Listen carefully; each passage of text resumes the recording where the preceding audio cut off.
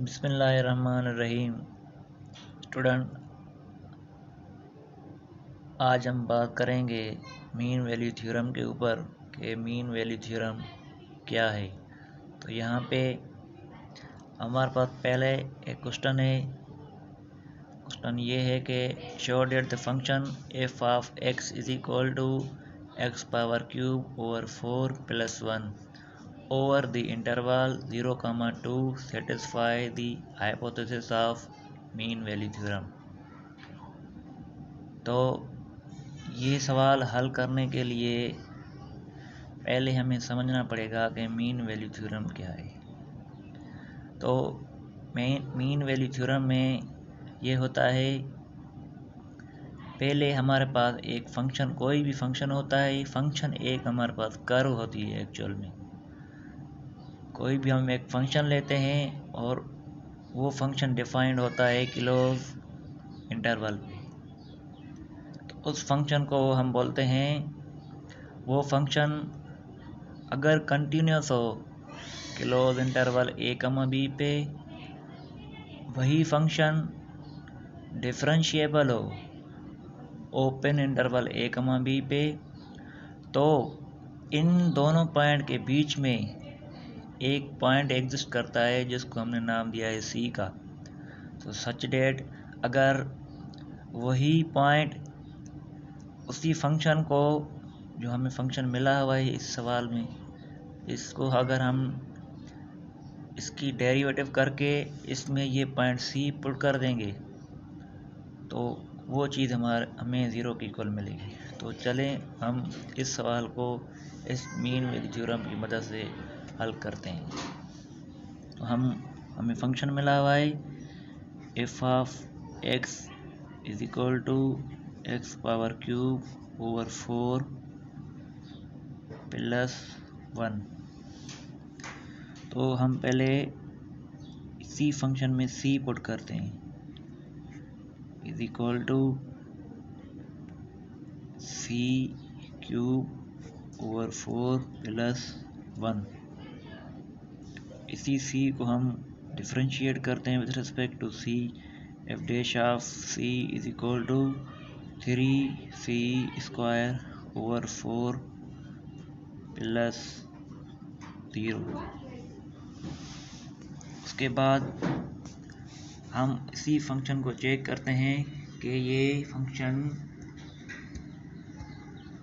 Point A पे exist करता है कि नहीं। तो हम इसी फंक्शन में f of x is equal to x cube over 4 + 1, तो हम x की जगह रिप्लेस करते हैं a, क्योंकि हमें इंटरवल में एक a मिला हुआ है, एक b मिला हुआ है। तो हम पहले यहाँ पे रखते हैं a। हमने यहाँ पे a रखा, तो यहाँ पे a क्यूब ओवर 4 + 1। अब a का वैल्यू हमें इस क्वेश्चन में मिला हुआ है, इसको हम मान लेंगे ये हमारे पास a है, ये हमारे पास b है।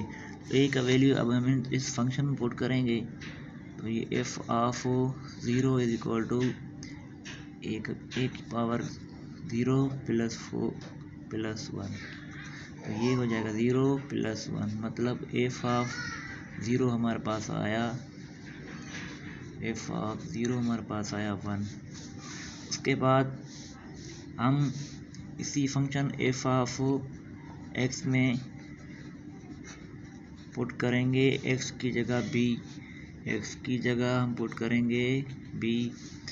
तो f of b is equal to b cube over 4 + 1।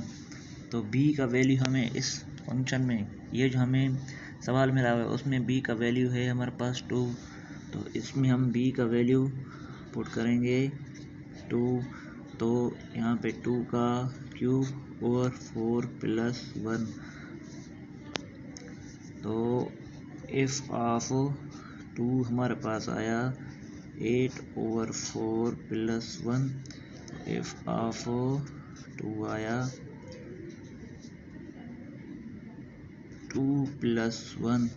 F of 2 हमारे पास आया 3।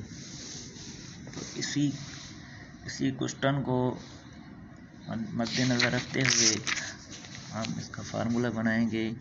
हमारे पास mean value theorem F dash of C is equal to F of B minus F of A over B minus A, ये बनता है। तो F dash of सी हम